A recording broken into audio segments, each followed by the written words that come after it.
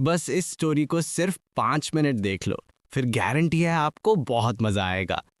अगर पसंद आए तो लाइक और सब्सक्राइब जरूर करना और कमेंट्स में जरूर बताओ नेक्स्ट मैनवा कौन सी कवर करूं। डीमन किंग की इमेंस पावर के आगे कोई भी हीरो टिक नहीं सका और इंसानी रेस मुसीबत में आ गई। 1000 बैरियर मेजर्स आगे आए ताकि डीमन रेल्म के खिलाफ एक बैरियर बनाया जा सके और आर्मी को रोका जा सके, जबकि हीरोज की जनरेशन डीमन किंग का सामना करती रही लेकिन कोई कामयाब नहीं हुआ। 30 साल बाद हमारी कहानी का प्रोटैगनिस्ट ब्लेक आखिरकार जागता है और बैरियर चेक करने के लिए तैयार होता है। वो थोड़ा हैरान होता है कि मॉन्स्टर्स अभी भी इतने एक्टिव हैं। ब्लेक अपनी पावर डालता है लेकिन नोटिस करता है कि बैरियर कुछ कमजोर हो रहा है किसी वजह से। वो कंफ्यूज हो जाता है और सोचता है कि बैरियर को ज्यादा मैजिक पावर क्यों चाहिए। उसे उम्मीद है कि किसी हीरो ने आखिरकार सब कुछ ठीक कर दिया होगा। डीमन कैसल के अंदर एक हीरो डीमन किंग की तरफ बढ़ती है और जैसे ही वो दोनों अपनी पूरी ताकत लगाते हैं, डीमन किंग खून थूकने लगता है। उसे यकीन करना मुश्किल हो रहा है कि वो हार गया, लेकिन जैसे ही वो मरता है, हीरो मुस्कुराती है और अपनी जीत सेलिब्रेट करती है। पूरे कैसल पर एक रोशनी की किरण फैल जाती है। ब्लेक का मुंह खुला रह जाता है जब वो मॉन्स्टर्स को मरते हुए देखता है।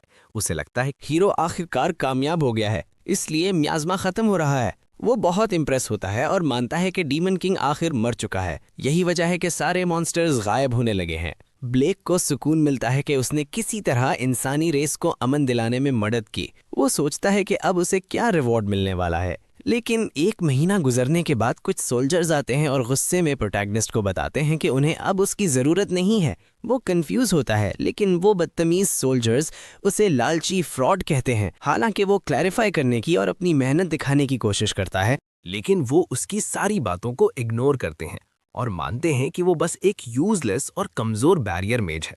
उसे निकाल दिया जाता है बावजूद इसके कि उसने अपनी पूरी जिंदगी सर्व किया। उसे बुरा फील होता है, लेकिन उसे लगता है कि उसके पास अपने पुराने गांव वापस जाने के अलावा कोई चारा नहीं है। वो अपने गांव के एडवेंचर गिल्ड में जाता है, लेकिन उसे पूरी जिंदगी सर्व करने के बदले बस कुछ बेकार कॉइन्स मिलते हैं। वो शिकायत करता है, लेकिन वो बूढ़ी रिसेप्शनिस्ट उसकी जॉब की इंसल्ट करती है और उसे चुप रहने का ऑर्डर देती है। प्रोटैगनिस्ट को बुरा लगता है क्योंकि वो जानता है कि ये पैसे सरवाइव करने के लिए काफ़ी नहीं होंगे। वो अपनी पूरी जिंदगी पर सवाल उठाने लगता है और सोचता है कि जो बैरियर उसने मेंटेन किया, क्या उसका कोई मकसद भी था या नहीं। अगले दिन वो हिम्मत जुटाकर गिल्ड में जॉब ढूंढने जाता है, चाहे वो कितनी भी बेकार क्यों ना हो। वो उस बूढ़ी औरत से कुछ काम मांगता है और यकीन दिलाता है कि वो कुछ भी करने को तैयार है, लेकिन वो घमंडी बूढ़ी उसे याद दिलाती है कि बैरियर मेजेस बिल्कुल यूजलेस होते हैं। कुछ दूसरे एडवेंचरर्स उसकी हालत पर हंसने लगते हैं और उसकी पूरी जिंदगी का मजाक उड़ाते हैं। प्रोटैगनिस्ट चुप हो जाता है, लेकिन अचानक रॉयल नाइट्स का एक ग्रुप गिल्ड में घुस आता है, जिससे सब हैरान हो जाते हैं। वो ब्लेक नाम के मेज के बारे में पूछते हैं, जिस पर सब लोग सोचते हैं कि ये क्या हो रहा है। प्रोटैगनिस्ट घबराहट में अपना हाथ उठाता है। वो बताते हैं कि ये हीरो के ऑर्डर्स हैं और उसे उनके साथ वापस चलने को कहते हैं। जो लोग थोड़ी देर पहले उसकी इंसल्ट कर रहे थे, ये सुनकर दंग रह जाते हैं, लेकिन ब्लेक मान जाता है तो नाइट्स इसे कैरेज में बैठने की रिक्वेस्ट करते हैं। जैसे ही वो गांव से निकलता है, वो अभी भी परेशान है और सोचता है कि उसे अचानक क्यों बुलाया गया। उसे याद आता है कि उसने उस लड़की को एक बार बचाया था, लेकिन शक करता है कि क्या उसे अभी भी याद होगा कि क्या हुआ था। वो कैपिटल में दाखिल होता है और वहां का नज़ारा देखकर हैरान रह जाता है। कैसल में एंटर होने के बाद वो सोचता रहता है, लेकिन उसकी आंखें फटी की फटी रह जाती हैं जब हीरो उसे एक ब्राइट स्माइल के साथ ग्रीट करती है। वो एक्साइटमेंट से पूछती है कि क्या उसे अभी भी याद है जब उसने उसे मॉन्स्टर्स से बचाया था। वो हाँ में जवाब देता है, जिससे वो खुश हो जाती है। वो अपना शुक्रिया अदा करती है, लेकिन ब्लेक कहता है कि ये कोई बड़ी बात नहीं थी। एलिस एक्साइटमेंट में बताती है कि उसके साथी भी शुक्रिया अदा करना चाहते थे, लेकिन वो सब जिम्मेदारियों में बिजी हैं। चमकती आंखों के साथ वो लड़की पूछती है कि उसका आगे क्या प्लान है, ये सोचते हुए कि वो अब एक इम्पॉर्टेंट फिगर है। लेकिन वो हंसता है और घबरा के कहता है कि वो अभी भी श्योर नहीं है। एलिस एक्साइटमेंट में उसे रॉयल मैजिशियंस कोर्ट ज्वाइन करने की दावत देती है, लेकिन गंथ, जो फिफ्थ डिवीजन का कैप्टन है, याद दिलाता है कि वो बस एक बैरियर मेज है, इसलिए उसे असली मैजिशियंस के साथ नहीं मिलाना चाहिए। एलिस प्रोटैगनिस्ट को डिफेंड करती है और उसकी कोशिशों के बारे में बताती है, लेकिन वो घमंडी आदमी मानता है कि मॉन्स्टर्स बस अंदर आने से डरते थे। वो मानता है कि बैरियर्स बस थोड़ा सा मैना ब्लॉक करने के काबिल होते हैं, इसलिए वो पूरी तरह यूजलेस हैं। प्रोटैगनिस्ट को याद आता है कि 30 साल पहले उनकी रेपुटेशन इतनी खराब नहीं थी। उसे फ्रस्ट्रेशन होती है कि उसने बिना वजह इतनी मेहनत की।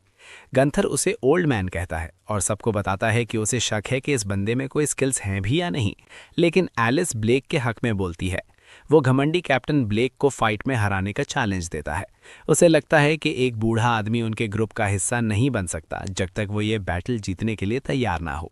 एलिस पूछती है कि क्या ब्लेक तैयार है। ब्लेक को खुद पर भरोसा नहीं, लेकिन एलिस को यकीन है कि वो जीतेगा। ट्रेनिंग ग्राउंड्स पर प्रोटैगनिस्ट शिकायत करता है और रिग्रेट करता है कि वो यहाँ क्यों आया, लेकिन वो घमंडी कैप्टन अपना इंट्रोडक्शन देता है और अपना फायर मैजिक रिलीज करता है और ब्लेक को वार्न करता है कि बाद में रोना मत। ये अटैक हमारे प्रोटैगनिस्ट को सीधा लगता है तो उस कमबैक के चमचे सेलिब्रेट करने लगते हैं। गंथर अपना नार्सिसिस्टिक रवैया जारी रखता है, लेकिन अचानक उसे पता चलता है कि वो अभी कामयाब नहीं हुआ। ब्लेक कंफ्यूजन शो करता है, जबकि उस घमंडी आदमी को यकीन नहीं होता क्योंकि वो एक्सपेक्ट कर रहा था कि प्रोटैगनिस्ट वहीं मर जाएगा। वो डिल्यूजनल बंदा अभी भी अपना कॉन्फिडेंस बनाए रखता है और एक सीरियस अटैक करने के लिए तैयार होता है। वो ब्लेक को चैलेंज करता है कि जो आ रहा है उसे सरवाइव करके दिखाए और एक साथ कई अटैक्स फेंक देता है। देखने वाले इतने एक्सप्लोजन्स देखकर फिक्रमंद हो जाते हैं, लेकिन प्रोटैगनिस्ट को कोई फर्क नहीं पड़ता। वो सोचता है कि शायद ये बंदा अभी भी फुल पावर यूज नहीं कर रहा क्योंकि ये पावर बहुत कमजोर है। गंथर उम्मीद करता है कि वो आखिरकार मर गया, लेकिन जैसे ही धुआं छटता है, ब्लेक बिल्कुल सही सलामत बाहर आता है, जो उस बंदे को शॉक कर देता है। नायकीनी में वो घबरा के हंसता है और मानता है कि ब्लेक सिर्फ खुद को प्रोटेक्ट करने में अच्छा है, लेकिन वो कोई अटैक नहीं कर सकता, इसलिए ये बेमकसद है। प्रोटैगनिस्ट उसकी बातों को सीरियस लेता है और एक बैरियर उसके मुंह की तरफ फेंकता है, जिससे वो दूर जा गिरता है। बाकी सब शॉक हो जाते हैं, लेकिन गुंथर खड़ा होता है और फ्रस्ट्रेशन में कहता है कि ये अनफेयर है क्योंकि बैरियर्स को मूव करना इम्पॉसिबल है। ब्लेक उसे गलत साबित करता है, लेकिन उस आदमी को अभी भी यकीन करना मुश्किल लग रहा है। प्रोटैगनिस्ट उसे याद दिलाता है कि वो पिछले 30 सालों से बैरियर्स लगा रहा है, इसलिए ये आसान है।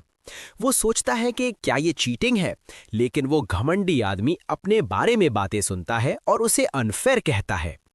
उसे रियलाइज होता है कि वो फंस गया है, तो बाहर निकलने का वाहिद रास्ता ब्लेक को मारना है। उसके आदमी पीछे से हमला करके उसकी मदद करते हैं, लेकिन वो ऑटोमेटिकली ब्लॉक हो जाता है। ब्लेक को समझ नहीं आता कि क्या हुआ, लेकिन गंथर का चेहरा सफेद पड़ जाता है जब उसे पता चलता है कि बैरियर्स खुद ब खुद एक्टिवेट हो गए हैं। एलिस कैप्टन को याद दिलाती है कि उसे अब और कोई मौका नहीं मिलेगा। वो डेस्परेटेड स्कमबैग अपनी हार नहीं मानता। वो एलिस की नजरों में गिरने से बचने के लिए अपने पास जो कुछ भी है सब लगा देता है। देखने वाले घबरा कर भाग जाते हैं क्योंकि वो इस सब में फंसने नहीं चाहते। गुंथर वो बड़ा हमला फेंकता है, ये उम्मीद करते हुए कि ब्लेक मर जाएगा, लेकिन एलिस को पूरा भरोसा है कि प्रोटैगनिस्ट इसे रोक लेगा। वो याद करती है कि पिछली बार ब्लेक ने उसे कैसे बचाया था और वो देखती है कि ब्लेक ने आसानी से उस घमंडी स्कमबैग को हरा दिया। वो आदमी अपने घुटनों पर गिर जाता है जब उसे एहसास होता है कि उसकी मैजिक पावर कुछ भी नहीं है। एलिस ब्लेक की जीत का ऐलान करती है और मानती है कि वो अब स्पेशल कोर में शामिल होने का हकदार है।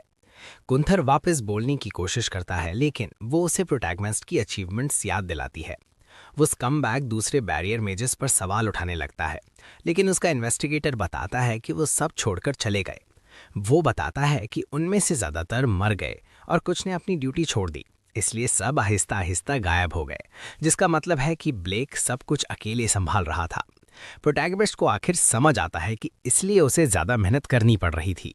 गुंथर से फ्रॉड कहता है, ये कहते हुए कि इतने बड़े एरिया को अकेले संभालना नामुमकिन है क्योंकि वो किंगडम से भी बड़ा था। वो इस बात पर यकीन नहीं करता, लेकिन एलिस खुशी से मुस्कुराती है और रियलाइज करती है कि ब्लेक को उसकी एक्सपेक्टेशन से कई ज़्यादा अमेजिंग है। कोई आता है और पूछता है कि इतना शोर क्यों हो रहा है।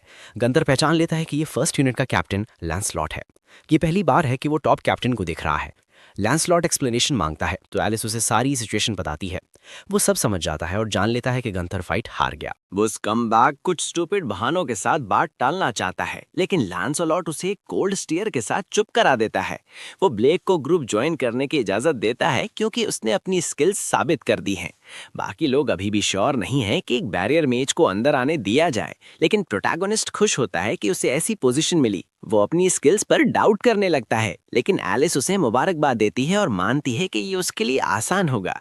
वो सजेस्ट करती है कि उन्हें एक पार्टी रखनी चाहिए, लेकिन लांसलॉट उससे उसकी ड्यूटी याद दिलाता है और आदमी उसे खींच कर ले जाते हैं।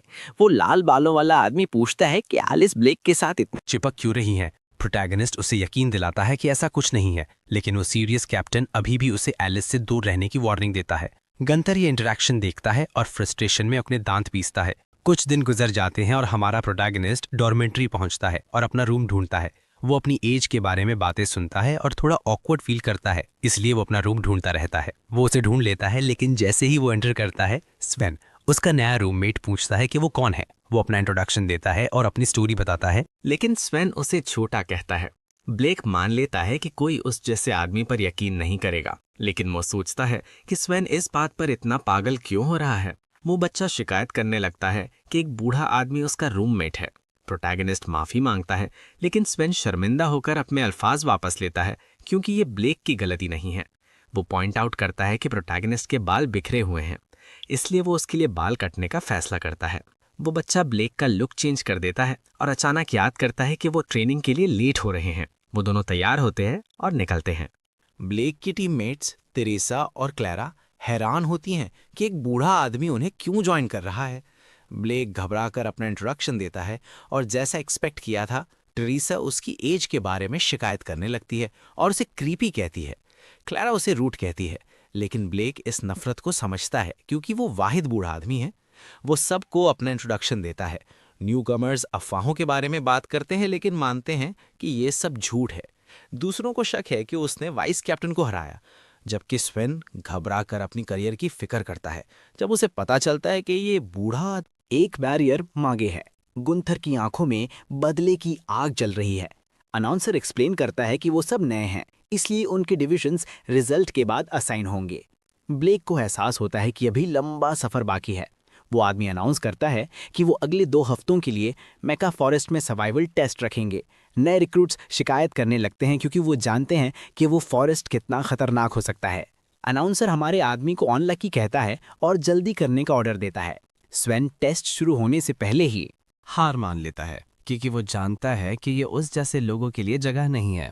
वो ब्लेक से रिक्वेस्ट करता है कि वो अपनी पूरी कोशिश करे और वो सब अपने बैग्स पैक करते हैं। टीम स्टार्टिंग पॉइंट तक पहुंचने के लिए कैरेजेस में बैठती है। गुंथर दूर से सब कुछ देखता है और एक शैतानी मुस्कुराहट देता है। फॉरेस्ट पहुंचने के बाद स्वेन चीखता है और सोचता है कि वो कहाँ है।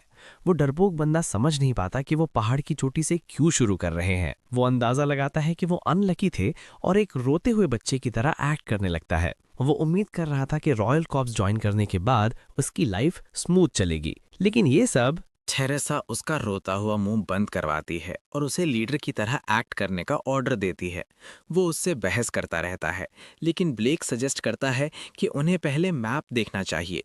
वो टीनेजर्स बहस करना बंद करते हैं और उन सबको पता चलता है कि अगर वो जल्दी करे तो वो किसी तरह मैनेज कर सकते हैं। ब्लेक पोलाइटनेस से कहता है कि उन्हें चलना शुरू करना चाहिए। बाकी लोग मान जाते हैं क्योंकि उनके पास कोई दूसरा ऑप्शन नहीं है। वो मुश्किल रास्तों से गुजरते हैं।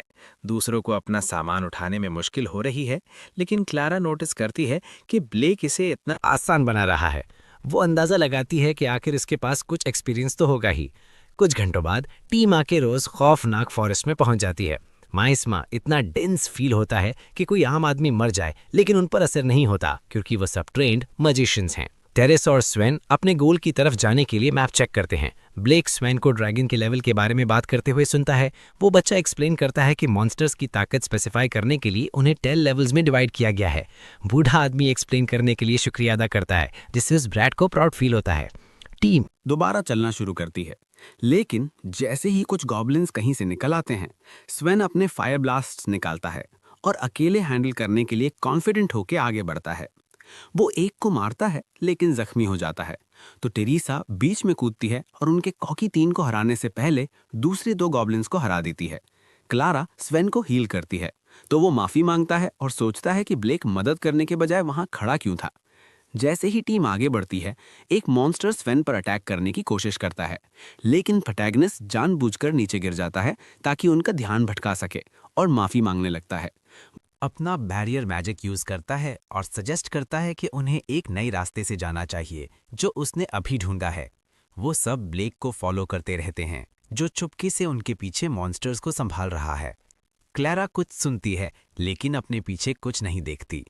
ब्लेक उन्हें पानी की तरफ गाइड करता रहता है और आखिरकार वो सब आराम करने और सोने के लिए रुकते हैं। बुढ़ा आदमी इलाके की गार्डिंग करता रहता है और एक मॉन्स्टर को हवा में उड़ा देता है जो उसकी टीम पर हमला करने की कोशिश करता है। स्वेन आवाज सुनकर उठता है, लेकिन ब्लेक उस बच्चे को भरोसा दिलाता है कि वो सोता रहे क्योंकि उसे पहरा देने में कोई मसला नहीं है। अवेक। जैसे ही सब जागते हैं, स्वेन को शक होता है क्योंकि सब कुछ ज़्यादा ही स्मूथली चल रहा था। क्लारा भी इस पर गौर करने लगती है। वो अफवाहों को याद करती है और अंदाज़ा लगाती है कि शायद ये ब्लेक ही वो वजह है कि उन्हें सिर्फ कमज़ोर मॉन्स्टर्स मिल रहे हैं। यकीन करना मुश्किल है, लेकिन थेरेसा इसे परफेक्ट कहती है, और क्योंकि इतना चलने के बाद वो लड़ने की हालत में नहीं है, वो सब ड्रैगन के नेस्ट की तरफ भागते हैं।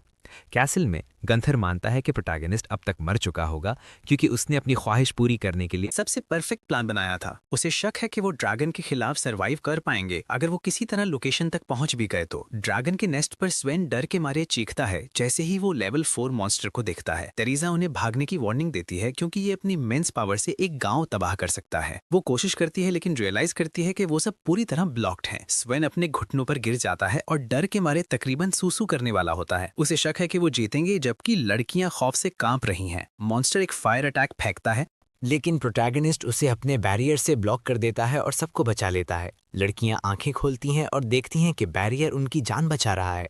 वो कंफ्यूज हो जाती हैं जबकि स्वेन एक रोटलू बच्चे की तरह एक्ट करता है और अभी भी मानता है कि वो मर जाएंगे। स्लेक बाहर निकलता है और सबको तसल्ली देता है कि बस इंतजार करें। स्वेन चिल्लाता है और आदमी को रोकने की कोशिश करता है, लेकिन स्लेक चला जाता है। वो बच्चा रोता है और सोचता है कि स्लेक डिकॉय बनने की कोशिश कर रहा है क्योंकि ऐसे ड्रैगन को हराना नामुमकिन है। थेरेसा ठंडे दिमाग से सोचती है और सबसे रिक्वेस्ट करती है कि उसे फॉलो करें क्योंकि उन्हें इस मौके का फायदा उठाकर भागना होगा। स्वेन इस आइडिया को रिजेक्ट करता है और उस बूढ़े आदमी के साथ रहने पर अड़ा रहता है, लेकिन टेरेसा उसे याद दिलाती है कि ये कोई मजाक नहीं है। क्लारा अचानक नोटिस करती है कि आग गायब हो रही है। वो सोचते हैं कि क्या हो रहा है और देखते हैं कि वो बूढ़ा आदमी बिना किसी मेहनत के ड्रैगन को मार रहा है। उनका मुंह खुला रह जाता है, लेकिन लड़ाई खत्म नहीं होती क्योंकि ब्लेक पर कोई और अटैक करता है। वो अटैक डॉज करता है और अपने बैरियर मैजिक से एक जबरदस्त मुक्का मारता है जो दूसरे वाले को भी पूरी तरह तबाह कर देता है। वो लैंड करता है और फाइट खत्म करता है। बूढ़े आदमी की यादें ताज़ा हो जाती हैं क्योंकि वो अपने दिनों में इन छिपकलियां को तबाह किया करता था। बाकी लोग इतने हैरान हैं कि कुछ बोल नहीं पाते। वो उस बूढ़े को घूरने लगते हैं और रियलाइज करते हैं कि वो इतनी भयानक ताकत छुपाए हुए था। टेरेसा एक्साइटमेंट में पूछती है कि उसने मैजिक बैरियर्स को अटैक करने के लिए मूव करना कैसे सीखा। ब्लेक कंफ्यूज होता है क्योंकि वो मानता है कि जो उसने किया वो कोई खास बात नहीं है। क्लारा खामोशी से फाइट के बारे में सोचती है और सीखती है कि बैरियर्स को सिर्फ शील्ड के अलावा भी बहुत कुछ के लिए यूज किया जा सकता है। वो अंदाजा लगाती है कि ये बूढ़ा आदमी शायद कुछ खास छुपा रहा है। अगले दिन गंथर शैतानी हंसी हंसता है और मानता है कि उसका दुश्मन मर गया होगा। वो जानता है कि उसके प्लान्स फ्लॉलेस थे, इसलिए उस बूढ़े आदमी के बचने का कोई चांस नहीं है। अचानक ब्लेक और उसकी टीम आ जाती है और रेस में फर्स्ट प्लेस हासिल करती है, जो उस कमबैक का शॉक कर देता है। वो घमंडी आदमी फ्रस्ट्रेशन में पूछता है कि ये क्या हो रहा है।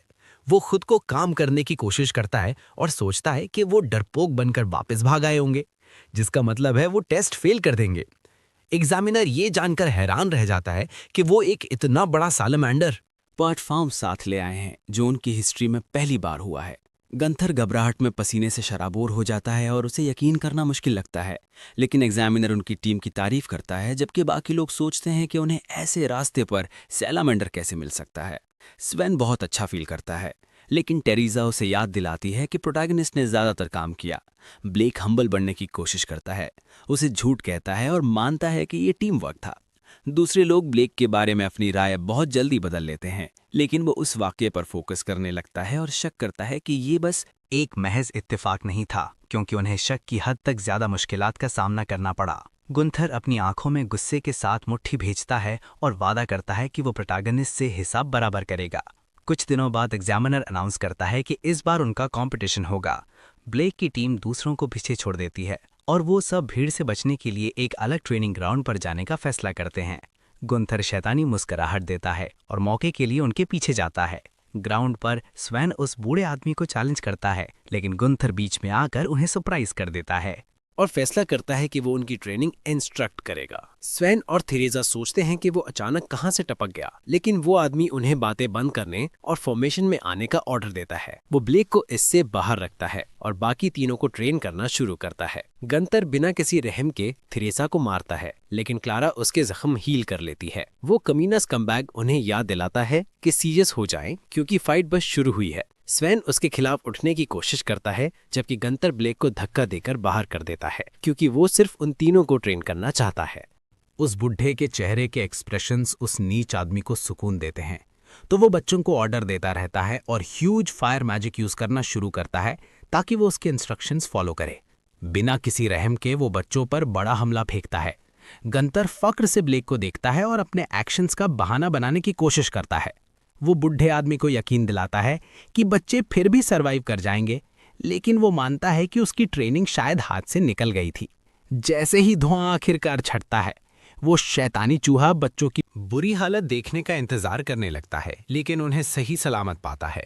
उसकी मुस्कुराहट फौरन गिर जाती है, जबकि स्वैन नोटिस करता है कि ये बूढ़ा आदमी इन बैरियर्स के पीछे है। गुंथर परेशानी में सोचता है कि क्या हुआ, और दूसरे कैप्टन्स की भीड़ ग्राउंड के आसपास जमा होने लगती है। देखने वाले सिचुएशन नोटिस करते हैं, लेकिन गुंथर इसे अपने घटिया झूठों से कवर करता है और उन्हें यकीन दिलाता है कि वो बस खत्म करने ही वाला है। स्वैन और बाकी लोग इसे अनफेयर कहते हैं, लेकिन क्लारा उस करोबैक के खिलाफ जीतने के लिए पुरज़म रहती है। वो सबको मोटिवेट करती है, जो उस बूढ़े के चेहरे पर मुस्कुराहट ले आता है। बच्चे फाइट जारी रखने पर राजी होते हैं, जो देखने वालों को भी सरप्राइज कर देता है। उन्हें बच्चों को सपोर्ट करते देख गुंथर को एहसास होता है कि अब रुकने के लिए बहुत देर हो चुकी है। क्लारा पार्टी को हील करने के लिए अपना मैजिक यूज करती है, तो वो जीत के लिए आगे बढ़ते हैं। लेकिन वो शैतानी स्कम्बैग अपनी पूरी ताकत लगाने लगता है और उन्हें खत्म करने के लिए कई अटैक्स फेंकता है। किसी तरह बच्चे उस बूढ़े आदमी की मदद से वहां से सही सलामत निकल आते हैं। गुंथर इसे अनफेयर कहता है, लेकिन वो अपने अटैक्स फेंकना जारी रखते हैं और उस शैतानी चूहे यानी रैट को हिट करते हैं। उस आदमी को दर्द में चिल्लाता सुनकर स्वैन अपनी जीत सेलिब्रेट करता है, लेकिन गुंथर अपना सब्र खो देता है और इंतहाई गुस्से में बस उनकी जान लेने का फैसला करता है। टीनेजर्स खौफजदा हो जाते हैं, लेकिन ब्लेक उन्हें बचाने के लिए बीच में कूद जाता है। देखने वाले गुंथर को टोकते हैं, लेकिन वो मसीह झूठ बोलता रहता है। कैप्टन्स में से एक मानता है कि वो अपनी पर्सनल दुश्मनी की वजह से टीम को बुली कर रहा है। वो उस इविल रैट को सजा देता है और उसके वाइस कैप्टन की पोजीशन छीन लेता है। गुंथर का चेहरा सफेद पड़ जाता है। उसे समझ नहीं आता कि वो क्यों सफर कर रहा है, हालांकि ये सब ब्लेक की गलती है। बाद में पार्टी चाय पीने बैठती है और वो सब डिस्कस करते हैं कि पहले क्या हुआ। टरीसा फ्रस्ट्रेशन में अंदाज़ा लगाती है कि शायद पहली ट्रेनिंग भी उसके प्लान्स का हिस्सा थी। वो सब उसे एक शैतानी चूहा यानी ईविल रैट कहते हैं, लेकिन ब्लेक को बुरा लगता है कि उसने अपनी टीममेट्स को मुसीबत में डाल दिया। स्वैन से यकीन दिलाता है कि वो इस बारे में ना सोचे, लेकिन टेरिसा अग्री करती है कि ये किसी हद तक ब्लेक की गलती थी। वो सब उसकी ताकत पर सवाल उठाने लगते हैं क्योंकि उन्होंने ऐसे बैरियर्स पहले कभी नहीं देखे, लेकिन बूढ़े आदमी के पास कहने को कुछ नहीं है। एक और आती है और बताती है कि वो यहाँ एडा के ऑर्डर्स पर है, तो वो चाहती है कि ब्लेक उसके साथ चले। वो कंफ्यूज हो जाता है, लेकिन वो उसे खींच कर ले जाती है, जबकि टीन्स एडा का नाम पहचान लेते हैं और सोचते हैं कि ये क्या हो रहा है। मैजिक रिसर्च इंस्टीट्यूट में विच ऑफ विजडम एडा प्रोटैगनिस्ट को ग्रीट करती है, तो वो उसके सर पर हाथ फेरता है और खुश होता है कि वो ठीक है। एडा की सर्वेंट उसे पीछे खींचती है और ऑर्डर देती है कि वो ज़्यादा इज्जत दिखाए, तो बूढ़ा आदमी माफ़ी मांगता है। एडा उसे यकीन दिलाती है कि सब ठीक है और वजह एक्सप्लेन करती है कि उसने उसे क्यों बुलाया, कि उसे कुछ मॉन्स्टर्स को कैद करने के लिए उसकी ताकत चाहिए, क्योंकि मॉन्स्टर्स मियास्मा छोड़ते हैं और नॉर्मल केजेस उनके लिए कुछ भी नहीं, इसलिए उनकी रिसर्च आगे नहीं बढ़ रही। वो उम्मीद करती है कि वो कुछ पकड़ सकते हैं और उन्हें मुख्तलिफ चीज़ों की रिसर्च के लिए यूज़ कर सकते हैं, जो शायद मियास्मा के खिलाफ प्लान्स बनाने में मदद करें। ब्लेक जानता है कि सिर्फ हीरोज़ के पास गॉडेस की प्रोटेक्शन है, इसलिए उनके अलावा कोई नहीं जो डीमन रेल्म में एंटर हो सके। एडा मानती है कि ब्लेक मॉन्स्टर्स पकड़ने में उनकी मदद कर सकता है, लेकिन उसके सर्वेंट्स उस बूढ़े आदमी पर हंसते हैं और उसकी काबिलियत पर शक करते हैं। ब्लेक मान जाता है और मानता है कि लेवल 5 के मॉन्स्टर्स कोई बड़ी मुसीबत नहीं होंगे। सर्वेंट फ्रस्ट्रेशन में उस बूढ़े की इंसल्ट करती है और उसे उसके नीचे दर्जे स्टेटस की याद दिलाती है, लेकिन ब्लेक उसे यकीन दिलाता है कि वो रिक्वेस्ट पूरी कर सकता है। लड़कियां उस पर यकीन नहीं करती, लेकिन एडा अपनी खौफनाक नजरों से उनका मुंह बंद कर देती है तो सर्वेंट्स माफी मांगने लगती हैं। एडा उसे यकीन दिलाती है कि अपनी जिम्मेदारियों की फिक्र ना करे और इस पूरी चीज को एक ट्रेनिंग मिशन समझे। वो मुस्कुराहट के साथ उसका शुक्रिया अदा करता है, जबकि सर्वेंट सोचती है कि वो इतने क्लोज कैसे हो सकते हैं। वो अपनी लेडी को प्रोटेक्ट करने का फैसला करती है और उसकी आंखें प्रोटैगनिस्ट को थरथरा देती हैं। वो पूरी सिचुएशन के बारे में परेशान होता है। एडा अनाउंस करती है कि वो सब अबैंडन्ड माइन की तरफ जा रहे हैं, इसलिए वो चाहती है कि सब चलना शुरू करें। एडा और ब्लेक उसकी पूरी पार्टी को लीड करके डीमन रेल्म की तरफ ले जाते हैं। वो खुश होती है कि वो दोबारा मिल सके और पूछती है कि क्या उसने अभी तक किसी और को देखा है। बूढ़ा आदमी बताता है कि वो एलिस से मिला, जो बिल्कुल ठीक है। एडा हंसती है और एलिस को एक चेयरफुल इंसान कहती है। उसकी सर्वेंट उन्हें घुलता मिलता देखकर जेलस फील करती है। एडा याद करती है कि वो मर जाती अगर ब्लेक ने उस वक्त उसे ना ढूंढा होता। बूढ़ा आदमी एक बार फॉरेस्ट ऑफ डेथ में शिकार कर रहा था और खुशकिस्मती से वो एलिस को मॉन्स्टर अटैक से बचाने में कामयाब हो गया। उसने रिक्वेस्ट की कि वो उसके टीममेट्स की मदद करे, तो ब्लेक ने एक सेकंड जाया किए बिना बाकियों को ढूंढने की कोशिश की। एडा मॉन्स्टर से घिरी हुई मिली थी, लेकिन उसने उसे भी बचा लिया। वो जंगल लोगों के सेंसेस हवास खराब कर देता है, जिस वजह से वो सब अलग हो गए थे। एडा मान लेती है कि वो उस बूढ़े आदमी की मदद के बिना मर जाती। वो इसके लिए उसका शुक्रिया अदा करती है, लेकिन वो आदमी हम्बल बनने की कोशिश करता है और बात टाल देता है। वो नोटिस करता है कि वो अब अच्छी जिंदगी गुजार रही है। वो आदमी थोड़ा जेलस फील करता है क्योंकि वो अपनी ज्यादातर जिंदगी अकेला रहा। वो अंदाजा लगाता है कि ईडा भी बच्ची थी तब खेलती होगी, लेकिन वो इस पर शर्मिंदा होती है और उसे याद दिलाती है कि वो एक पैदाइशी जीनियस है जिसने ऐसी बचकानी हरकतें कभी नहीं की। कुछ दिन बाद वो सब अबैंडन्ड माइन पहुंचते हैं और पाते हैं कि म्याज़मा एक्सपेक्टेशन से ज्यादा डेंजरस लग रहा है। सर्वेंट्स खौफजदा फील करती हैं, इसलिए एडा ब्लेक से कहती हैं कि सबके इर्द गिर्द एक बैरियर लगा दे। वो दावा करता है कि वो शील्ड्स को मूव कर सकता है, लेकिन सर्वेंट्स को यकीन करना मुश्किल लगता है। वो एक बैरियर निकालता है और अंदर की तरफ मूव करने लगता है। सर्वेंट्स मानती हैं कि वो शायद मर गया, लेकिन ब्लेक वापस आता है और पूछता है कि वो किसका इंतजार कर रहे हैं, जो उन सबको शॉक कर देता है। एडा उन्हें यकीन दिलाती है कि उस पर भरोसा करें और सबको अंदर जाने का ऑर्डर देती है। म्याज़मा डेंस होने के बावजूद रिसर्चर्स पर कोई असर नहीं होता। ये उनका पहली बार है कि वो मूविंग बैरियर्स देख रहे हैं, लेकिन सर्वेंट अभी भी कॉकी एक्ट करती है और उसकी एबिलिटीज को नॉर्मल कहती है। उन्हें माइन के अंदर कोई मॉन्स्टर नहीं मिलता, लेकिन ईडा को एक मियाज़मा पूल नजर आता है। बूढ़ा आदमी मानता है कि अंदर जरूर कोई मॉन्स्टर है। वो एक्सप्लेन करती है कि मनहूस चीजें या कुदरती फिनोमेना भी मियाज़मा पूल बना सकते हैं और कभी-कभी ताकतवर बीस्ट्स यहाँ से पैदा होते हैं। मियाज़मा ऐसे मॉन्स्टर्स प्रोड्यूस कर सकता है जो मजीद मियाज़मा छोड़ते हैं और भी ज्यादा मॉन्स्टर्स बनाते हैं। डीमन किंग इस साइकिल के टॉप पर है। उसे अभी भी समझ नहीं आता क्यों, लेकिन बताती है कि सारे मॉन्स्टर्स गायब हो जाते हैं अगर सोर्स तबाह हो जाए। यही वजह है कि आधा डीमन रेल्म खत्म हो गया जब डीमन किंग मरा, लेकिन सारे मॉन्स्टर्स गायब नहीं हुए। वो पूरी यकीन है कि वो इसका काउंटर कर सकते हैं एक बार जब वो मियाज़मा पर ठीक से रिसर्च कर लें, इसलिए उनका सफ़र ज़रूरी है। एडा गलती से फिसल जाती है, लेकिन ब्लेक गिरने से पहले उसे पकड़ लेता है। क्योंकि ज़मीन दिखना मुश्किल है, वो उसे बताता है कि अगर वो चाहे तो वो उसे उठा सकता है। उसकी सर्वेंट बीच में आती है और उसे ऑर्डर देती है कि इज्जत से पेश आए। एडा उस बूढ़े आदमी को यकीन दिलाती है कि वो ठीक हैं, तो वो आगे बढ़ते हैं और उस कमरे में पहुंचते हैं जहां से मियाज़मा निकल रहा है। एक माइनोटॉर मॉन्स्टर चीखता है और पूरी पार्टी को खौफजदा कर देता है। ब्लेक उसे पकड़ने के लिए तैयार होता है, लेकिन ईडा की सर्वेंट उसे बस पीछे रहने का ऑर्डर देती है। वो और पार्टी के दूसरे मेंबर्स अपने सारे अटैक्स फेंकते हैं, लेकिन मॉन्स्टर और ज़्यादा भड़क जाता है।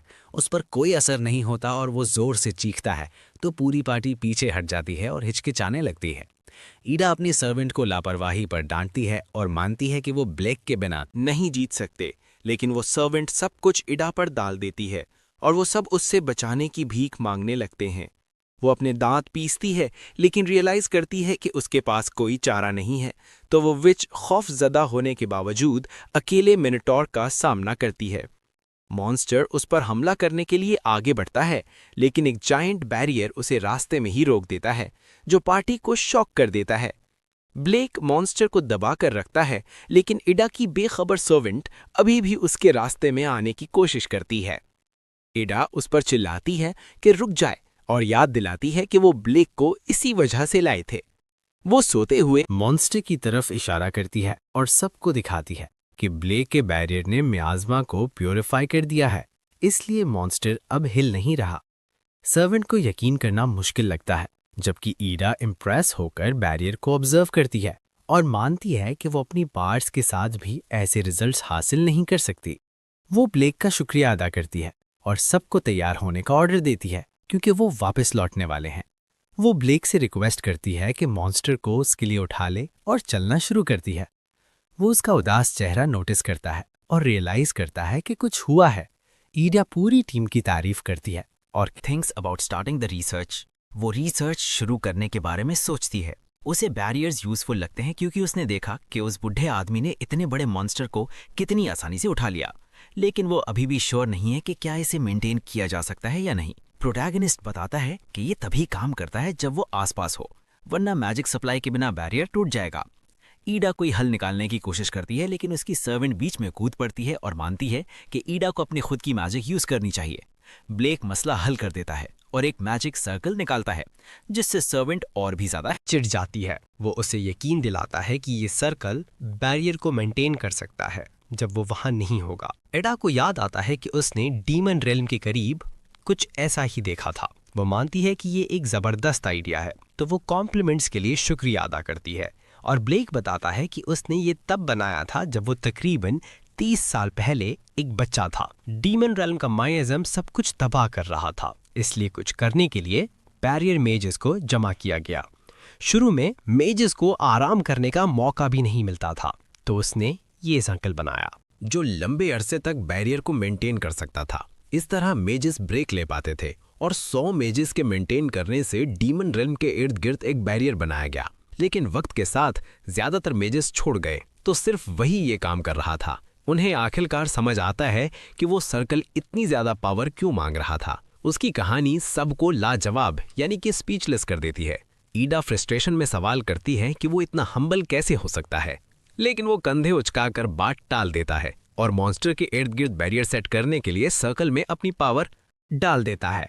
वो काम खत्म करता है और अंदाजा लगाता है कि ये कुछ घंटों तक टिका रहेगा, लेकिन बूढ़ा आदमी उन्हें यकीन दिलाता है कि वो रिसर्च खत्म होने तक करीब रहने की कोशिश करेगा। वो मदद के लिए उसका शुक्रिया अदा करती है और मियाज़मा को बेहतर समझने के लिए रिसर्च शुरू करती है। घंटों की मुसलसल मेहनत के बाद सारे सर्वेंट्स और असिस्टेंट्स घर चले जाते हैं। ब्लेक इस बारे में सोचता है और ईडा उसे बताती है कि एक रूम है जिसे वो आराम करने के लिए कभी भी यूज कर सकता है, इसलिए उसे यहाँ होने की जरूरत नहीं जब तक बैरियर में कोई मसला ना हो। वो उसके लिए बुरा फील करता है, लेकिन वो अपना काम जारी रखने के लिए डिटर्मिन्ड रहती है, क्योंकि वो सिटीजन्स को महफूज फील करवाने में मदद करना चाहती है। वो उसके साथ रुकने का फैसला करता है, लेकिन ईडा उसे याद दिलाती है कि ये जरूरी नहीं है। वो एक बहाना बनाता है, तो वो उसे जो करना है करने देती है। बुद्ध आदमी उसके साथ रुकता है। 1 हफ्ते की रिसर्च के बाद सब हमेशा की तरह चले जाते हैं, लेकिन इस बार ब्लेक भी उठता है और थोड़ी देर के लिए बाहर जाता है। वो ईडा की सर्वेंट के पास जाता है और पूछता है कि वो सब इतनी जल्दी क्यों चले जाते हैं। वो उसे अपने काम से काम रखने का ऑर्डर देती है, लेकिन बुद्धा आदमी सोचता है कि उसे अपने मास्टर की रिसर्च में भी मदद करनी चाहिए। वो औरत अपने मास्टर को जीनियस कहती है और शक करती है कि वो उनके किसी काम आ सकती है। एडा अमेजिंग है, सिर्फ मैजिक में नहीं बल्कि रिसर्च में भी, इसलिए उसकी बराबरी करना मुश्किल है। वो औरत सोचती है कि वो काफ़ी कर रही है और उसके रास्ते में आने से बचना चाहती है। वो ब्लेक को मशवरा देती है कि अगर रुकने की कोई वजह नहीं तो घर चला जाए और वहाँ से निकल जाती है। बूढ़ा आदमी वापस जाता है और अपनी दोस्त को डेस्क पर सोता हुआ देखता है। वो ख्याल रखते हुए एडा पर एक कंबल यानी ब्लैंकेट डाल देता है। कुछ दिनों बाद एडा लंच ब्रेक के लिए सबको जाने देती है, लेकिन खुद लैब में रुकने का फैसला करती है।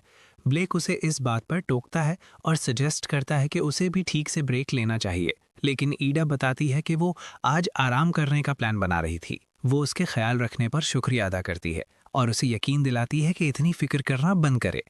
ब्लेक कुछ खाने के लिए जाने का फैसला करता है। कैफेटेरिया के अंदर रिसर्चर्स अपने खाने को एंजॉय करते हैं और ईडा के बारे में डिस्कस करने लगते हैं। वो सब मानते हैं कि वो एक कमाल की जीनियस है जो सब कुछ अकेले कर लेती है, इसलिए उन्हें उसके रास्ते में नहीं आना चाहिए। ब्लेक उन्हें ईडा की अचीवमेंट्स के बारे में बात करते हुए सुनता है। वो मानते हैं कि वो अकेले मॉन्स्टर्स को भी पकड़ सकती थीं, लेकिन ब्लेक ने उसकी स्पॉटलाइट खराब कर दी। सर्वेंट सजेस्ट करती हैं कि उन्हें चीज़ें अपने मास्टर पर छोड़ देनी चाहिए और जब तक वो उसे फॉलो करेंगे किंगडम तरक्की करता रहेगा। ब्लेक उन्हें गलत कहता है, जो रिसर्चर्स को बुरा लगता है। वो मानता है कि सारा बोझ उस पर डालना इंतहाई बचकाना है, क्योंकि वो 13 साल की बच्ची होकर भी इतना कुछ कर रही है। उसकी सर्वेंट गुस्सा हो जाती है और उसे याद दिलाती है कि उसे बच्ची ना कहे, क्योंकि ईडा उन सबसे बेहतर है। दूसरे उससे अग्री करते हैं और उसकी बातों को बेवकूफ़ाना कहते हैं। ब्लेक मानता है कि वो टैलेंटेड है और बड़ों से बेहतर परफॉर्म कर सकती है, लेकिन वो उन्हें याद दिलाता है कि वो अभी भी सिर्फ 13 साल की है। उसे याद आता है कि उसने ईडा को नॉर्मल बच्चों को हसरत से देखते हुए नोटिस किया था और वो इतने बड़े मॉन्स्टर के सामने खौफजदा भी महसूस कर रही थी।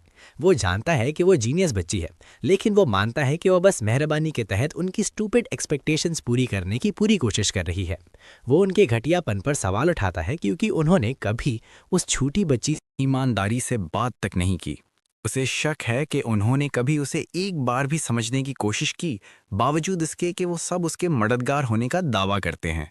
वो सबको लाजवाब कर देता है तो रिसर्चर्स उसे अवॉइड करते हैं और कैफेटेरिया छोड़ देते हैं। एडा आखिर उसकी बातें सुन लेती है। वो अंदर आती है लेकिन बूढ़े आदमी को पूरी तरह इग्नोर कर देती है। रात में ब्लेक सोच में पड़ जाता है कि क्या हुआ। अचानक ईरा दरवाजे पर नॉक करती है और ब्लेक के साथ कुछ वक्त गुजारने के लिए रूम में आती है। ब्लेक कॉफ़ी के कप और अपनी जैकेट से उसे कंफर्टेबल फील करवाता है। वो बूढ़े आदमी का शुक्रिया अदा करती है और वार्म फील करती है, तो वो कॉफ़ी ख़त्म करती है और पहले जो हुआ उसके लिए माफ़ी मांगती है। वो इसे अपनी गलती कहता है कि उसने अपने काम से काम नहीं रखा और पूछता है कि क्या उसके फॉलोअर्स हमेशा से अपने अजीब हैं।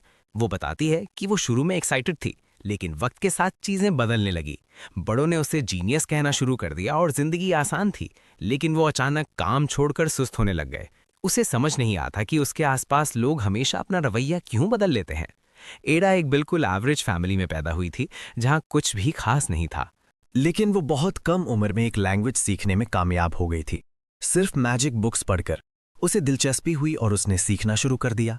उसके पेरेंट्स ने सोचा वो जीनियस है, तो उन्होंने जो भी तालीम वो दे सकते थे दी ताकि वो बेहतर हो सके। वो भी इन चीज़ों से खुश थी और गांव वालों ने उसके टैलेंट्स को मानना शुरू कर दिया। वो जीनियस के नाम से जानी जाती थी, इसलिए सबको उससे बहुत उम्मीदें थी। उसने अपना बचपन खो दिया ताकि वो जितनी जल्दी हो सके बड़ी हो जाए। मैजिशियन से आमतौर पर या तो कॉम्बैट संभालने की उम्मीद की जाती है या रिसर्च, लेकिन उसे दोनों सीखना पड़ा। उसने वो सब 6 साल की उम्र तक कर लिया था और आहिस्ता आहिस्ता उसकी रेस्पिरेशन बढ़ती गई, क्योंकि वो अपने आसपास के लोगों को प्राउड फील करवाना चाहती थी। उसने साबित किया कि वो एक सच्ची जीनियस है। यही वजह है कि उसने हमेशा अपनी पूरी कोशिश की। वो 1 सेकंड के लिए चुप हो जाती है। ब्लेक जिक्र करता है कि वो मॉन्स्टर्स से डरती है। वो हैरान होती है कि उसने नोटिस किया, तो वो एक्सप्लेन करता है कि जब वो मिनोटॉर को पकड़ रहे थे तो उसने उसकी आंखों में देखा था। वो मान लेती है और बताती है कि उसे मॉन्स्टर्स खौफनाक लगते हैं। यहाँ तक कि जब वो हीरोज पार्टी में थी, वो कभी किसी से डायरेक्ट नहीं लड़ी और बस पीछे से सबको सपोर्ट करते हुए डर को बर्दाश्त किया। वो उसे बताती है कि ऐसा कोई रास्ता नहीं कि वो कभी अकेले उन्हें हैंडल कर सके, क्योंकि वो वाकई में खौफजदा है। ब्लेक इसे नॉर्मल कहता है और इससे रिलेट करता है। वो बताता है कि वो बस इसे छुपाने की कोशिश करता है और फिर भी लड़ता है, वरना वो जिंदा नहीं बचेगा। इस तरह उसे मॉन्स्टर से लड़ने की आदत हो गई। एडा उम्मीद करती है कि वो उस जैसी बन सके, लेकिन ब्लेक मानता है कि वो अभी जैसी है ठीक है। वो लड़की परेशानी में उसे याद दिलाती है कि उसके आसपास सारे एडल्ट्स इतनी बड़ी उम्मीदें लगाए बैठे हैं, इसलिए उसे और मेहनत करनी होगी। वो परेशानी में कांपने लगती है और सोचती है कि अगर वो मॉन्स्टर्स का सामना नहीं कर सकी तो सब उसे छोड़ देंगे। वो छोटी बच्ची ओवरथिंक करने लगती है और भयानक विजन्स देखती है जहां लोग उससे मायूस हैं। वो अपने कान बंद कर लेती है और वादा करती है कि वो अच्छी बनेगी और वैसा ही करेगी जैसा वो चाहते हैं, ताकि वो उसे छोड़ ना दें। बूढ़ा आदमी उसका सर थपथपाता है और वादा करता है कि वो कभी नहीं छोड़ेगा। वो जानता है कि उसने बहुत दुख उठाया है और फिर भी मजबूत है। तो वो एक नरम मुस्कुराहट के साथ उसकी तारीफ करता है। ईडा फूट फूट कर रोने लगती है। वो उसे जोर से गले लगाती है और बाहर खीलने और अपने पेरेंट्स से मिलने की ख्वाहिश का इजहार करती है। उसे रिसर्च से मसला नहीं, लेकिन वो ऐसे लोग चाहती है जिन पर वो भरोसा कर सके, क्योंकि वो मॉन्स्टर्स का सामना नहीं कर सकती। बूढ़ा आदमी उसे यकीन दिलाता है कि बड़ों के सामने रोना नॉर्मल है, हालांकि दूसरे उससे हर वक्त सीरियस रहने की उम्मीद करते हैं।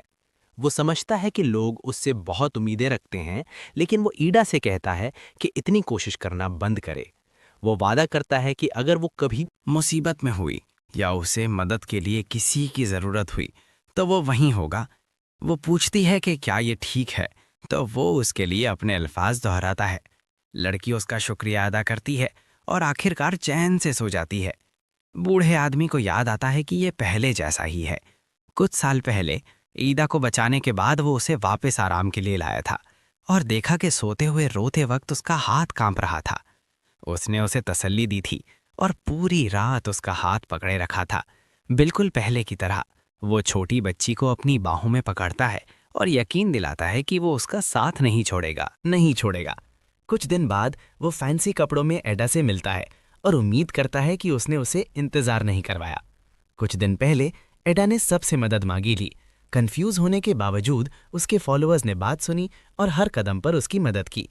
अगले कुछ दिन बिल्कुल वैसे ही थे।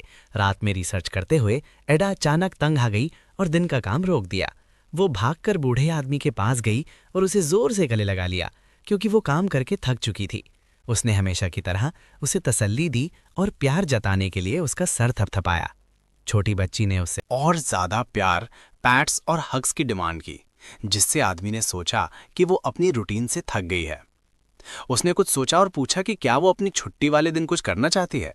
उसने एक्साइटमेंट में बताया कि वो उसके साथ बाहर जाना चाहती है। हाल में ब्लेक लड़की से मिलता है और उसे मार्केट ले जाता है। वो लोगों की भीड़ देखकर शॉक हो जाती है और बताती है कि ये पहली बार है कि वो ये देख रही है, क्योंकि उसके पास अपने लिए कभी वक्त ही नहीं है।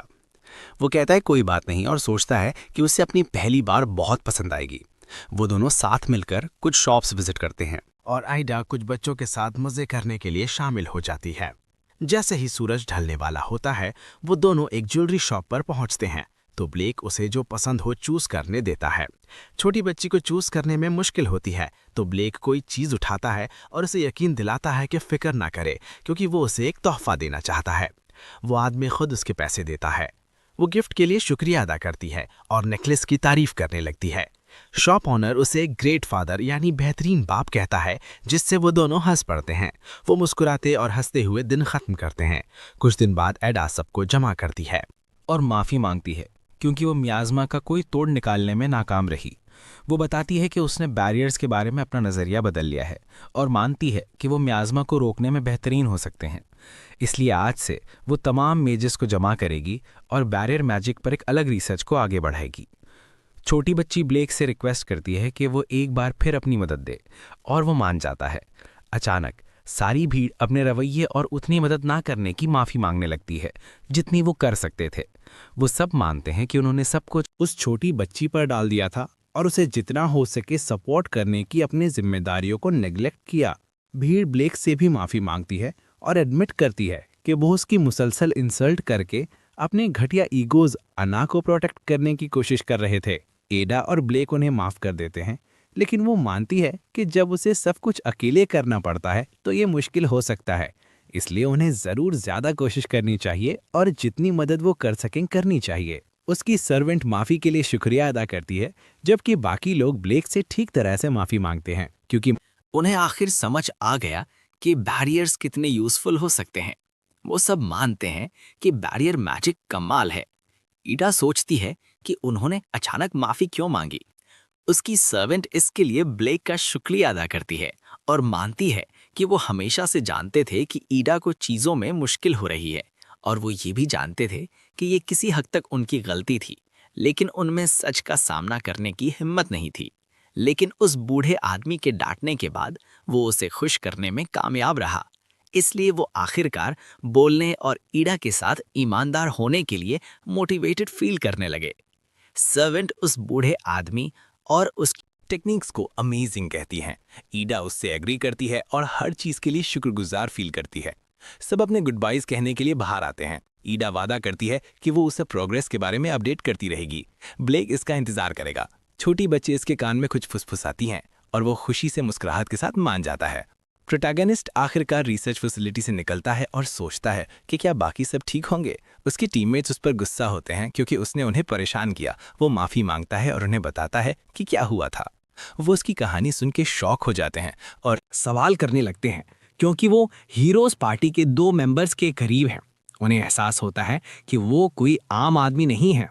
बुढ़ा आदमी पूछता है कि जब वो गया था तो उन्होंने क्या किया। स्वेन एक्साइटमेंट में बताता है कि वो कल अपनी मेहनत के रिजल्ट्स दिखाने वाला है। अगले दिन ट्रेनिंग ग्राउंड्स पर ब्लेक के टीममेट्स अपनी प्रैक्टिस शुरू करते हैं, लेकिन थोड़ी सी ट्रेनिंग के बाद ही वो थका हुआ फील करने लगते हैं। स्वेन फ्रस्ट्रेशन फील करता है, लेकिन टेरेसा मानती है कि उसे थोड़ा सब्र करना चाहिए। देखने वाले उनका मजाक उड़ाते हैं क्योंकि वो सब ड्रॉप आउट्स है, लेकिन स्वेन उनकी बातों को इग्नोर करता है। टेरेसा और क्लारा दूसरे बच्चों से एग्री करती हैं क्योंकि ये सच है, लेकिन स्वेन उन पर मायूस होने की वजह से गुस्सा करता है। वो हर बार उस बूढ़े आदमी पर रिलाई करने की वजह से उन्हें पथेटिक कहता है, लेकिन टेरेसा उसे बताती है कि वो गलत समझ रहा है। स्वेन हार न मानने पर डिटर्मिन्ड रहता है और चला जाता है। टेरेसा सब चीज़ों के बारे में उदास फील करती है और बूढ़ा आदमी उस मायूसी को बढ़ते हुए नोटिस करता है। बाद में स्वेन बूढ़े आदमी से भीख मांगता है कि वो उसे मैजिक सिखाए, वरना उसकी जिंदगी खत्म हो जाएगी। ब्लेक सोचता है कि वो इतना डेस्परेट क्यों हो रहा है, तो वो टीनेजर एक्सप्लेन करता है कि वो अपनी फैमिली में वाहिद मैजिशियन है। उसे अपनी पेरेंट्स की उम्मीदें पूरी करनी है क्योंकि वो सख्त जिंदगी गुजारने वाले गरीब नोबल्स हैं। वो अपनी ताकत से बहुत सारा पैसा कमाना चाहता है और सबकी जिंदगी आसान बनाने में मदद करना चाहता है। ब्लेक उसकी बातें समझता है, लेकिन याद दिलाता है कि वो सिर्फ एक बैरियर मेजा है, इसलिए उस बच्चे के पास कोई ऑप्शन नहीं बचा। ब्लेक उसे बदले में कुछ कॉम्बैट टेक्निक सिखाने पर राजी हो जाता है। वो कल से शुरू करने का फैसला करता है, जिससे वो टीनेजर खुश हो जाता है। स्वेन उसका बहुत शुक्रिया अदा करता है। He can. अगले दिन स्वेन दूसरे 2 को इंतजार करता देख हैरान रह जाता है। टेरेसा और क्लारा कॉम्बैट में बेहतर होने के लिए मोटिवेटेड हैं। ब्लेक आ जाता है और बताता है कि उसने सबको इनवाइट करने का फैसला किया क्योंकि वो सब एक जैसी ख्वाहिश रखते हैं। स्वेन को इस पर गुस्सा आता है, जबकि क्लारा गौर करती रहती है ताकि वो सीख सके कि बुढ़ा आदमी इतना स्ट्रांग कैसे बना। ब्लेक उसे देखकर मुस्कुराता है तो वो फौरन दूसरी तरफ देखने लगती है और अपने शर्माने को कंट्रोल करने की कोशिश करती है। मेक्का फॉरेस्ट में स्वेन ट्रेनिंग करने और ताकतवर बनने के लिए कुछ लिजर्ड से लड़ता है। वो एक को पीछे से आते हुए नोटिस करता है, लेकिन बुढ़ा आदमी उसकी जान बचा लेता है और उसे मोहतात रहने का मशवरा देता है। लिजर्ड की एक बहुत बड़ी आर्मी अचानक कहीं से आ जाती है जो लड़कियों को खौफजदा कर देती है, लेकिन ब्लेक उन्हें एक मिसाल देने का फैसला करता है और एक्सप्लेन करता है कि ऐसी सिचुएशन में उन्हें वाइड रेंज अटैक करना चाहिए। वो सिर्फ एक अटैक से पूरी आर्मी को तबाह कर देता है, जो उसके स्टूडेंट्स को शॉक कर देता है। वो उसकी हैरानकुन ताकत पर सवाल उठाते हैं क्योंकि वो तो अपनी पूरी जिंदगी बैरियर्स मेंटेन करने पर फोकस कर रहा था। ब्लेक इसे एक लंबी कहानी कहता है और बताता है कि जब वो सिर्फ 9 साल का था, अपने कमाल के पोटेंशियल की वजह से उसे डीमन रेल्म ले जाया गया। सारे बैरियर मेजेस को डीमन रेल्म के मॉन्स्टर्स रोकने का काम दिया गया था, लेकिन उनके पास कोई रिसोर्सेस या तनख्वाह नहीं थी। जल्द ही उन्हें वहां ऐसे ही छोड़ दिया गया। क्योंकि बैरियर पर हर वक्त ध्यान देना जरूरी था, ब्लेक बिल्कुल भी हिल नहीं सकता था और मुश्किल से सोने का वक्त निकाल पाता था। जैसे ही उसके रिसोर्सेज खत्म हो रहे थे, ब्लेक तंग आ गया और अपने लिमिट पर पहुंच गया। उसने एक मैजिक सर्कल डेवलप करने का फैसला किया। उसके स्टूडेंट्स को शक था कि वो कामयाब होगा, लेकिन प्रोटैगनिस्ट ने उन्हें हैरान कर दिया और बताया कि वो कुछ ही दिनों में एक सर्कल बनाने में कामयाब हो गया। उसके बाद वो आखिरकार ठीक से सो सका और जो भी पैसे उसके पास थे वो एक मर्चेंट की मदद से वो सर्कल सबको डिस्ट्रीब्यूट करने में लगा दिए। उसके पास अभी भी खाने का कोई पक्का इंतजाम नहीं था, इसलिए वो एक बार करीनी जंगल में गया, लेकिन उसे वहाँ के खौफनाक मॉन्स्टर्स की वजह से जल्दी भागना पड़ा। उसे हर कुछ महीनों में राशन मिला करता था, लेकिन जब वो आना बंद हो गया तो उसके पास जंगल वापस जाने के अलावा कोई चारा नहीं था। इस बार वो खाने के साथ भागने में कामयाब रहा, लेकिन मियाज़मा की वजह से उसे मोहतात रहना पड़ा और सब कुछ प्यूरिफाई करना पड़ा। क्योंकि उसके बैरियर्स पूरी तरह बेकार थे, उसने ताकत बढ़ाने का फैसला किया। तो उसने मज़ीद बैरियर टेक्निक सीखी और सख्त ट्रेनिंग करता रहा। एक दिन वो मॉन्स्टर्स को कुछ मिनट्स के लिए रोकने के काबिल हो गया। ये उसके लिए एक बहुत बड़ी इम्प्रूवमेंट थी। और 3 साल बाद ब्लेक ने अपनी टेक्निक्स को इतना परफेक्ट कर लिया था कि मॉन्स्टर्स उसे नुकसान नहीं पहुंचा सकते थे। वो अपनी ग्रोथ से मुतमईन था, लेकिन उसके पास मॉन्स्टर्स को मारने के लिए कोई टेक्निक नहीं थी। उसके बैरियर्स काफी यूजफुल थे, लेकिन उसे उन्हें मूव करने का कोई आइडिया नहीं था। तो छोटे ब्लेक ने सख्त मेहनत की। उसकी लगातार मेहनत की बदौलत 3 साल बाद वो आखिरकार अटैक करने के लिए बैरियर्स यूज कर सका। उसने इसका नाम ऑफेंसिव बैरियर टेक्निक रखा। बरसों तक बेजायका खाना खाने के बाद उसने प्रॉपर प्योरिफिकेशन के बाद पहली बार मॉन्स्टर मीट का जायका चखा। नौजवान ब्लेक सख्त मेहनत करता रहा और वक्त के साथ वो हर तरह से अपने बैरियर्स को मैनिपुलेट करना सीख गया। जैसे ही वो कहानी बता रहा होता है, एक मॉन्स्टर पीछे से आ जाता है, लेकिन ब्लेक बड़ी आसानी से उससे निपट लेता है और बताता रहता है कि रोजाना लड़ने के बाद उसने कुछ नया सीखा। बूढ़ा आदमी हवा में कूदता है और मॉन्स्टर को खत्म कर देता है, ये दिखाने के लिए कि उसने क्या सीखा। टीनेजर्स उसकी ताकत देखकर डर जाते हैं, लेकिन प्रोटैगनिस्ट हम्बल रहता है। उन्हें आखिर समझ आ जाती है उसकी ताकत की वजह, और क्लैरा हैरान होती है कि वो अपने सख्त बैकग्राउंड के बावजूद शिकायत नहीं कर रहा। बूढ़ा आदमी मानता है कि वो भी स्ट्रांग बन सकते हैं अगर वो उसके फुटस्टेप्स को फॉलो करें। लड़कियों को इस बात पर शक है, लेकिन स्वेन खुद को काम करता है और सख्त मेहनत करने के लिए पुरअज़्म हो जाता है। ब्लेक कुछ सालामैंडर्स को आते हुए नोटिस करता है, तो वो टीनेजर्स को अपना बेस्ट देकर उनसे निपटने का ऑर्डर देता है। वो सब डर के मारे चीखते हैं। रॉयल मैजिशियन कॉर्प्स के मेंबर्स लैंसलॉट को उसकी एक्सपर्टीज और स्ट्रेंथ के लिए अमेजिंग कहते रहते हैं। वो मानते हैं कि उसमें कोई खामी नहीं, लेकिन वो हम्बल रहता है। वो उसे देखते रहते हैं और उनके जाने के बाद वो अपने आदमियों के साथ उनके रवैये पर डिस्कस करता है। लैंसलॉट मानता है कि वो कुछ खास नहीं, लेकिन उसके आदमियों से आजिज़ बंदा कहते हैं क्योंकि सब उस पर रिलाई करते हैं। लैंसलॉट इतने कॉम्प्लीमेंट सुनकर अजीब महसूस करता है, बस इसलिए कि उसके पास दूसरों से थोड़ा ज़्यादा टैलेंट है। इन दिनों वो तेज़ी से अपनी ताकत बढ़ा रहा है, लेकिन बेमकसद फील करता है क्योंकि डीमन किंग पहले ही मर चुका है। लैंसलॉट को रियल फाइट्स का थ्रिल महसूस करने का कोई मौका नहीं मिलता। उसे अमन पसंद है, लेकिन सोचता है कि वो सबकी स्टूपिड एक्सपेक्टेशंस पर पूरा उतरना क्यों जारी रखे। वो अपनी कुर्सी पर बैठता है और उसे बताया जाता है कि करीब के किसी गांव पर मॉन्स्टर्स का अटैक हुआ है। लैंसलॉट लेटर पढ़ता है और सोचता है कि उसे बस कुछ रूकीज भेज देने चाहिए। वो लिस्ट चेक करता है और प्रोटैगनिस्ट की पार्टी को चूज करता है। डॉर्मिटरी में स्वेन हमेशा की तरह टेंशन लेने लगता है, जबकि बाकी उसे काम करने की कोशिश करते हैं। ब्लेक कुछ पानी ऑफर करता है, लेकिन स्वेन फ्रस्ट्रेशन में चिल्लाता है और सोचता है कि वो इतना काम क्यों है। बुढ़ा आदमी उसे याद दिलाता है कि मॉन्स्टर्स से लड़ना उसके लिए नया नहीं है। तो टीनेजर्स खुश हो जाते हैं क्योंकि उन्होंने ऐसे लम्हात के लिए सख्त ट्रेनिंग की थी। कोई स्वेन की पार्टी का मजाक उड़ाता है, लेकिन अचानक लैंसलॉट आता है और सबको फॉर्मेशन लेने का ऑर्डर देता है। वो लाल बालों वाला कमांडर डिटेल्स बताता है और उन्हें 4-4 के स्क्वाड्स में रहने और दूसरों के साथ कोऑर्डिनेट करते रहने का ऑर्डर देता है। गांव की तरफ मार्च शुरू होता है। कुछ घंटों तक मुसलसल चलने के बाद हर कोई हालात के बारे में शिकायत करने लगता है, तो उन सब को आराम करने के लिए 30 मिनट्स मिलते हैं। रुकीज आखिर सांस ले पाते हैं, लेकिन कोई उन पर चिल्लाता है कि उठो और स्क्वाड मेंबर्स को रिलैक्स करने में मदद करो, क्योंकि उनके पास कोई ऑप्शन नहीं। स्वेन और बाकी फ्रूट्स डिस्ट्रीब्यूट करते हैं और स्क्वाड मेंबर्स की मसाज शुरू करते हैं। रात में उन्हें गार्ड ड्यूटीज की वजह से जागना पड़ता है। 7 दिन की यही बकवास बर्दाश्त करने के बाद स्वेन को एहसास होता है कि अगर वो ऐसे ही चलता रहा तो मर जाएगा। दूसरे टीन्स भी पीले पड़ने लगते हैं, लेकिन बूढ़ा आदमी काम रहता है और कुछ पानी ऑफर करता है। वो सरप्राइज फील करते हैं, तो वो उन्हें याद दिलाता है कि ऐसी सिचुएशंस उसके लिए नई नहीं है। वो सब अंदाजा लगाते हैं कि उसका मुकाबला नॉर्मल लोगों से नहीं किया जा सकता। स्वेन नोटिस करता है कि उसके ग्रुप के अलावा कोई और रुकीज नहीं है। स्क्वाड मेंबर्स अपने घमंडी एटीट्यूड के साथ बीच में आते हैं और बताते हैं कि रुकीज पहले ही भाग गए। वो बुढ़े आदमी को टीज करने लगते हैं और अजीब इंसल्ट्स फेंकते हैं, लेकिन स्वेन और बाकी ब्लेक के लिए खड़े होते हैं, जिससे बुलीज गुस्सा हो जाते हैं।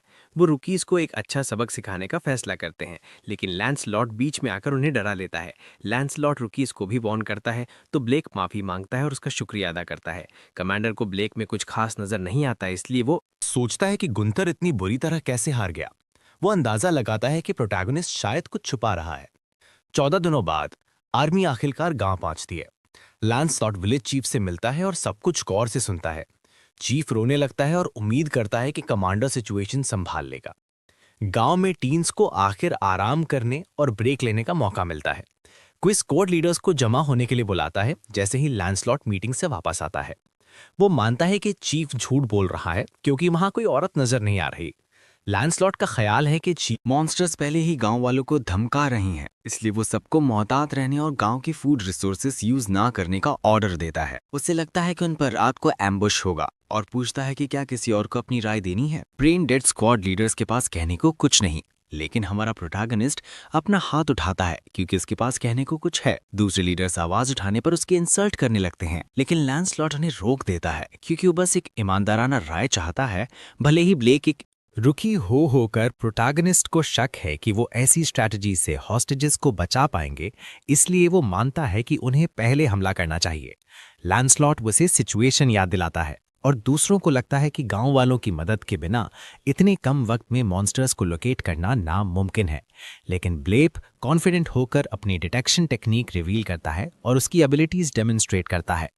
ये टेक्निक उसे किसी भी चीज की शेप और मूवमेंट डिटेक्ट करने में मदद करती है, इसलिए उसे पूरा यकीन है कि ये मॉन्स्टर्स लोकेट करने में मदद करेगी। वो उन्हें एक जान बेचने के लिए मजबूर कर देता है। उसे झूठा कहते हैं और फ्रस्ट्रेशन में याद दिलाते हैं कि बैरियर्स सिर्फ डिफेंस के लिए यूजफुल होते हैं। लेकिन ब्लेक सीरियस हो जाता है और इस टेक्निक को यूज करके बिना देखे बताता है कि उसके पीछे क्या हो रहा है।